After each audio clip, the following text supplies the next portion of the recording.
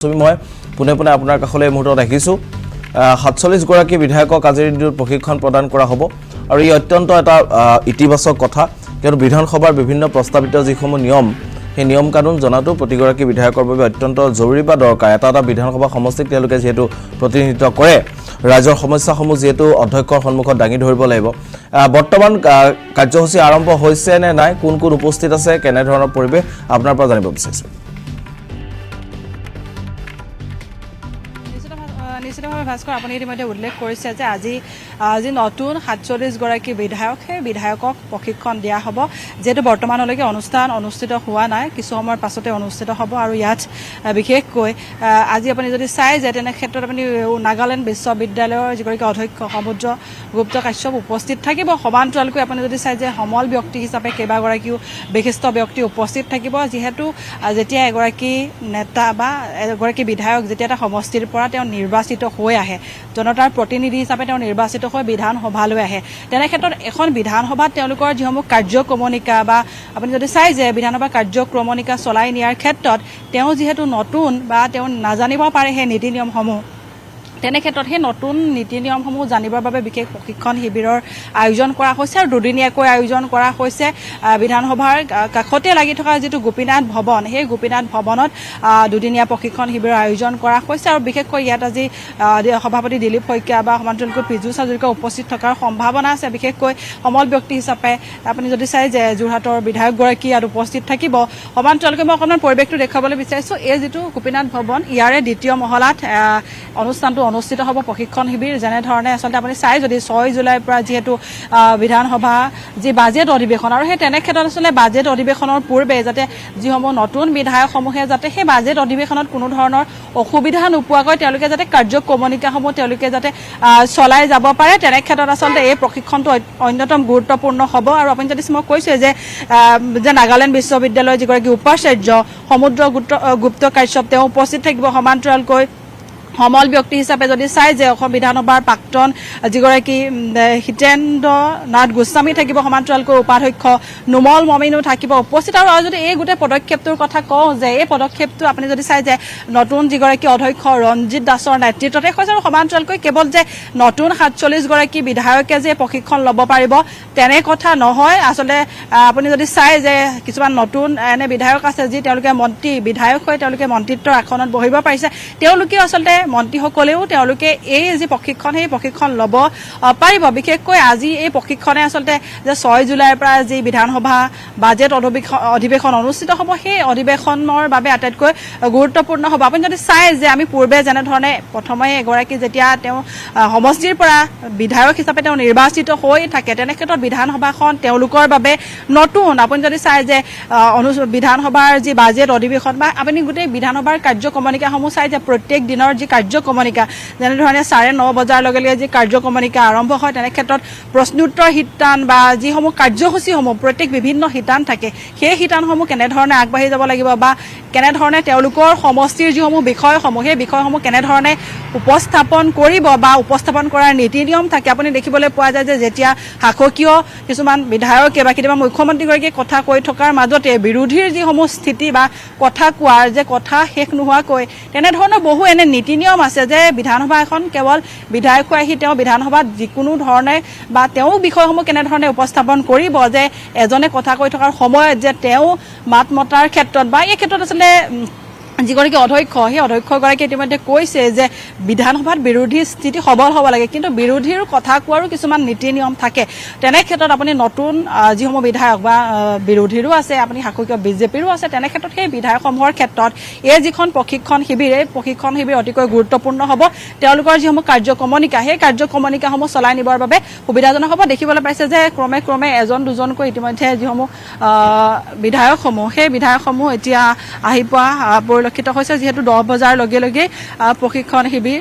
আৰম্ভ হ'ব মই অকণমান দেখুৱাবলৈ চেষ্টা কৰিছোঁ ক্ৰমে এজন দুজনকৈ বিধায়কসমূহ আহি ইয়াত উপস্থিত হোৱা পৰিলক্ষিত হৈছে অকণমান মই দেখাবলৈ চেষ্টা কৰিছোঁ দৃশ্যাংশ সহযোগী আছে দীপুৱে দেখাব যিহেতু ১০ বজাৰ লগে লগে অনুষ্ঠিত হ'ব আৰু তাৰ পূৰ্বে এনেধৰণে এজন দুজনকৈ যিসমূহ বিধায়কসমূহ তেওঁলোকে অহা পৰিলক্ষিত হৈছে কিন্তু আজি যিটো এই প্ৰশিক্ষণ শিবিৰ আটাইতকৈ গুৰুত্বপূৰ্ণ হ'ব কৈছে যে বিধানসভা কাৰ্যক্ৰমণিকা চলোৱাৰ বাবে কেনেধৰণে তেওঁলোকে বিধানসভা কাৰ্যক্ৰমণিকা বা বিধানসভা বা প্ৰত্যেকটো শিতানত কেনেধৰণে ভাগ ল'ব বা তেওঁলোকে কেনেধৰণে এই নীতি নিয়মসমূহ আজিৰ এই যিটো প্ৰশিক্ষণ এই প্ৰশিক্ষণ শিবিৰত তেওঁলোকে জানিব পাৰিব কেৱল এদিনীয়া নহয় দুদিনীয়াকৈ যিহেতু এই প্ৰশিক্ষণ শিবিৰ অনুষ্ঠিত হ'ব আপুনি যদি চাই যে এবাৰ বহু নতুন বিধায়ক আছে 47 গৰাকীকৈ নতুন বিধায়ক আৰু তেনে ক্ষেত্ৰত আপুনি যিগৰাকী মংগলদৈৰ যিগৰাকী বিধায়িকা সেই বিধায়িকাগৰাকী ইতিমধ্যে মন্ত্ৰিত্ব পাইছে তেওঁ আপুনি যদি চাই যে তেনে ক্ষেত্ৰত তেওঁ আচলতে প্ৰশিক্ষণ ল'ব পাৰিব নতুন কোনোবা মন্ত্ৰীৰ ক্ষেত্ৰতে হওক বা নতুন কোনোবাই যদি আৰু অন্য বিধায়কসকলেও তেওঁলোকে ল'ব বিচাৰে যে প্ৰশিক্ষণ তেওঁলোকেও প্ৰশিক্ষণ ল'ব পাৰিব তেনে ক্ষেত্ৰত যদি এতিয়া চাই যে ক্ৰমে ক্ৰমে বিধায়কসমূহ আহি উপস্থিত হোৱা পৰিলক্ষিত হৈছে তেওঁলোকে ভিতৰৰ ভাগলৈ সোমাই গৈছে আমি ভিতৰৰ ভাগৰো কিছু পৰিৱেশ দেখুৱাবলৈ চেষ্টা কৰিম কিন্তু বৰ্তমান সময়ত এইখিনিয়ে যে ইতিমধ্যে প্ৰশিক্ষণৰ বাবে এজন দুজনকৈ বিধায়কসমূহ আহি উপস্থিত হৈছেহি আৰু কিছু সময়ৰ পাছতে আচলতে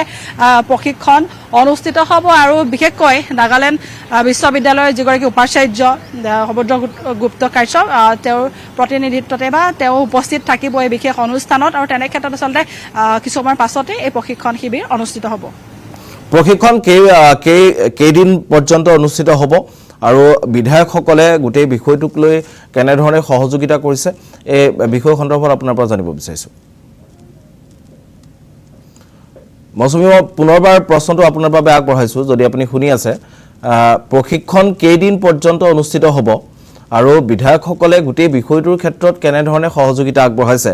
বা এনেধৰণৰ এটা প্ৰশিক্ষণক লৈ কিমান আগ্ৰহী বিধায়কসকল এই সন্দৰ্ভত আপোনাৰ পৰা জানিব বিচাৰিছোঁ নিশ্চিতভাৱে যে দুদিনীয়াকৈ প্ৰশিক্ষণ অনুষ্ঠিত হ'ব আৰু আপুনি যদি চাই যে তেনে ক্ষেত্ৰত এজন দুজনকৈ আহি উপস্থিত হৈছেহি আমি কিছু কথা বা দুদিনীয়া যিটো কাৰ্যসূচী সেই দুদিনীয়া কাৰ্যসূচীটোত মই কৈছোঁৱেই যে বিশেষকৈ আপুনি যদি চাই যে নাগালেণ্ড বিশ্ববিদ্যালয়ৰ উপাচাৰ্য গৰাকী উপস্থিত থাকিব সমান্তৰালকৈ আচলতে এই প্ৰশিক্ষণ শিবিৰে যিটো প্ৰশিক্ষণ দুদিনীয়া কাৰ্যসূচীৰে যিটো অনুষ্ঠিত হ'ব তেনে ক্ষেত্ৰত আপুনি যদি চাই যে প্ৰত্যেকজন বিধায়কৰ বাবে আটাইতকৈ গুৰুত্বপূৰ্ণ হ'ব তেওঁলোকৰ ভৱিষ্যত সময়ত তেওঁলোকে বিধানসভাত কাৰ্যক্ৰমণিকা চলোৱাৰ ক্ষেত্ৰত তেওঁলোক কেনেধৰণে চলাই নিব পাৰিব সেই ক্ষেত্ৰত তেওঁলোকে কিছু কথা জানিব পাৰিব যিহেতু দুদিনীয়াকৈ অনুষ্ঠিত হ'ব কাইলৈ 5 বজালৈকে আচলতে কাইলৈ 5 বজাত এই যিটো প্ৰশিক্ষণ সেই প্ৰশিক্ষণ শেষ হ'ব তেনে ক্ষেত্ৰত আচলতে এই গোটেই প্ৰশিক্ষণ শিবিৰটো যিগৰাকী নতুন অধ্যক্ষ ৰঞ্জিত দাসৰ নেতৃত্বত আচলতে এই যিটো প্ৰশিক্ষণ সেই প্ৰশিক্ষণ অনুষ্ঠিত কৰিছে তেনে ক্ষেত্ৰত আচলতে ইতিমধ্যে এজন দুজনকৈ বিধায়কসকল আহি উপস্থিত হৈছেহি আমি তেওঁলোকৰ পৰা কিছু কথা জানিবলৈ চেষ্টা কৰিম বা পুৰণিও যিসকল তেওঁলোকো ইয়াত আহি উপস্থিত হোৱা পৰিলক্ষিত হৈছে সকলোৰে পৰা আমি কথাসমূহ জানিবলৈ চেষ্টা কৰিম তেওঁলোক আহি ইয়াত উপস্থিত হৈছে বিশেষকৈ আপুনি যদি চাই যে আজি প্ৰত্যেকগৰাকী নতুন যি বিধায়ক সেই নতুন বিধায়কসমূহ উপস্থিত থাকিব ক্ৰমে ক্ৰমে এজন দুজনকৈ আহি উপস্থিত হোৱা পৰিলক্ষিত হৈছে আকৌ কিয় বিজেপিয়ে হওক বা বিৰোধীৰ যিসকল আপুনি যদি চাই যে যি নতুন যিসকল বিধায়ক আছে প্ৰত্যেকজন বিধায়ক আজি এই প্ৰশিক্ষণ শিবিৰত তেওঁলোকে উপস্থিত থাকিব তেওঁলোকে প্ৰশিক্ষণ শিবিৰৰ পৰা তেওঁলোকৰ যিটো অনাগত সময়ত বিধানসভাত কেৱল তেওঁলোকৰ যিহেতু এখন বিধানসভা ইতিমধ্যে অনুষ্ঠিত হৈ গৈছিল সকলোৱে জানে সেই বিধানসভাত তেওঁলোক প্ৰথম নতুন আছিল তেনে ক্ষেত্ৰত সেই বিধানসভাৰ পাছতে এখন যিহেতু বাজেট অধিৱেশন হিমন্ত বিশ্ব শৰ্মাৰ দ্বিতীয়টো কাৰ্যকালৰ যদি চাই যে প্ৰথমখন পূৰ্ণাংগ বাজেট তেনে ক্ষেত্ৰতে বাজেট অধিৱেশনৰ ক্ষেত্ৰতো 10 তাৰিখে যিহেতু বাজেট দাখিল কৰিব বিত্তমন্ত্ৰীগৰাকী আৰু তেনে ক্ষেত্ৰত এই যিটো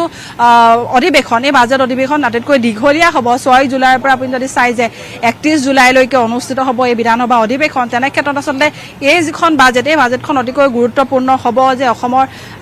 ৰাইজৰ বাবে এই বাজেটত কি থাকিব অসমৰ মহিলাৰ বাবে বা সমান্তৰালকৈ প্ৰায় যিখন বাজেট সেই বাজেটৰ বাবে সকলোৱে আচলতে অপেক্ষাৰত হৈ থাকে যে বাজেটত কেনেধৰণৰ হ'ব বাজেটখন কি থাকিব জনসাধাৰণৰ কল্যাণৰ বাবে অসমৰ আন্তঃগাঁথনিৰ বাবে বা স্বাস্থ্য খণ্ডৰ বাবে বা শিক্ষা খণ্ডৰ বাবে বা যিও যুৱ প্ৰজন্মৰ বাবে বা মহিলাসকলৰ বাবে তেনে ক্ষেত্ৰত আচলতে কি থাকিব তাক লৈ আটাইতকৈ গুৰুত্বপূৰ্ণ হৈছে তেনে ক্ষেত্ৰত আচলতে এই বাজেট যিখন অধিৱেশন সেই অধিৱেশনখন নতুন বিধায়কসকলৰ বাবেও যিহেতু নতুন হ'ব তেনে ক্ষেত্ৰত বাজেট অধিৱেশন তেওঁলোকৰ প্ৰথমখন হ'ব নতুন তেনে ক্ষেত্ৰত আচলতে এই যিখন আটাইতকৈ দীঘলীয়া যি বাজেট অধিৱেশন সেই বাজেট অধিৱেশনৰ কাৰ্যক্ৰমণিকাৰ ক্ষেত্ৰতো আচলতে এনেধৰণে যি প্ৰশিক্ষণ সেই প্ৰশিক্ষণ দিয়াৰ বাবে বিশেষ ব্যৱস্থা গ্ৰহণ কৰা পৰিলক্ষিত হৈছে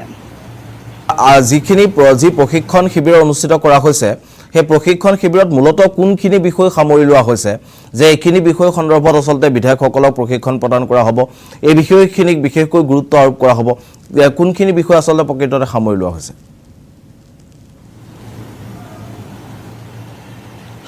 নিশ্চিতভাৱে চাওক ভাস্কৰ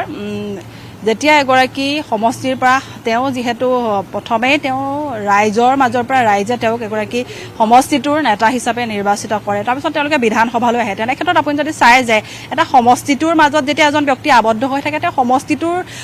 ক্ষেত্ৰত আচলতে সেই সমষ্টিৰ লোকখিনিক তেওঁ লগ পায় বা সেই সমষ্টিটোৰ কথাহে তেওঁ জানিব যেতিয়া আপুনি বিধানসভালৈ এজন বিধায়ক হিচাপে নিৰ্বাচিত হৈ থাকে তেনে ক্ষেত্ৰত আপুনি যদি চাই যে সকলো দিশ তেওঁ জনাটো দৰকাৰী যে বিধানসভা এখনত এগৰাকী বিধায়ক হিচাপে তেওঁ উপস্থিত থাকিব তেওঁ বিধায়ক হিচাপে মান মৰ্যাদা সেই সকলো মান মৰ্যাদা বচাই ৰখাৰ ক্ষেত্ৰত বা তেওঁ সমষ্টিটোবাসীৰ ৰাইজৰ বিষয়সমূহ উপস্থাপন কৰাৰ ক্ষেত্ৰত তেওঁ কেনেধৰণে আচলতে সমষ্টি ৰাইজক প্ৰতিনিধিত্ব কৰিব সমান্তৰালকৈ যদি এগৰাকী বিৰোধী বিধায়ক থাকে যে বিৰোধীৰ স্থিতি কেনেকুৱা হ'ব লাগে বা তেওঁলোকে যে তেওঁলোকৰ বিৰোধিতা কৰিব লাগে বুলিয়ে তেওঁলোকে বিৰোধ কৰিব নেকি তেনেধৰণৰ আচলতে নহয় আচলতে আপুনি সেই গোটেই বিষয়সমূহ কেনেধৰণে আচলতে সদনৰ মান মৰ্যাদা বজাই ৰাখি কেনেধৰণে আচলতে তেওঁলোকে বিষয়সমূহ উপস্থাপন কৰিব পাৰি কাৰণ আপুনি যদি চাই যে দেখিবলৈ পোৱা যায় যে যিকোনো এটা বিষয়ক লৈ কেতিয়াবা সদন উত্তপ্ত হৈ পৰা দেখিবলৈ পোৱা যায় কাৰণ সেই বিষয়সমূহ উত্তপ্ত নোহোৱাকৈ কেনেধৰণে আচলতে বিভাগীয় বা সেই যিগৰাকী বিভাগৰ দায়িত্বত থকা মন্ত্ৰীগৰাকীক জনায় বা সেইসমূহ কেনেধৰণে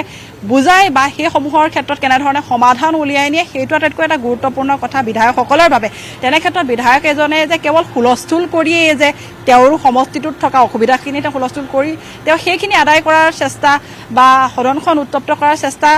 কৰাৰ ক্ষেত্ৰত বা যে সেয়া তেওঁ ধীৰে ধিষ্টিয়ে সেই বিষয়সমূহ উপস্থাপন কৰি বা বিভাগীয় যিগৰাকী মন্ত্ৰী সেই মন্ত্ৰীক আচলতে এই বিষয়সমূহো অৱগত কৰিব পাৰে বা সদনৰ মান মৰ্যাদা কেনেধৰণে বজাই ৰাখি এগৰাকী বিধায়ক সেই সদনত তেওঁৰ বিষয়সমূহ বা কেনেধৰণে কাৰ্যক্ৰমণিকা চলাই নিব পাৰে সেই গোটেই বিষয়সমূহ আজি যি প্ৰশিক্ষণ সেই প্ৰশিক্ষণত আচলতে গুৰুত্বপূৰ্ণ বা গুৰুত্ব দিয়া হ'ব তেনে ক্ষেত্ৰত আচলতে গোটেই বিধায়কসমূহ যিহেতু উপস্থিত থাকিব আৰু কিছু সময়ৰ পিছতে মই সেই ভিতৰৰ পৰিৱেশ দেখুৱাই মন্তব্য লোৱাৰো চেষ্টা কৰিম ভাস্কৰ নিশ্চয়কৈ মৌচুমী ধন্যবাদ জনাইছোঁ আপোনাক এই মুহূৰ্তত আপুনি সামগ্ৰিক গোটেই কথাখিনি জনোৱাৰ বাবে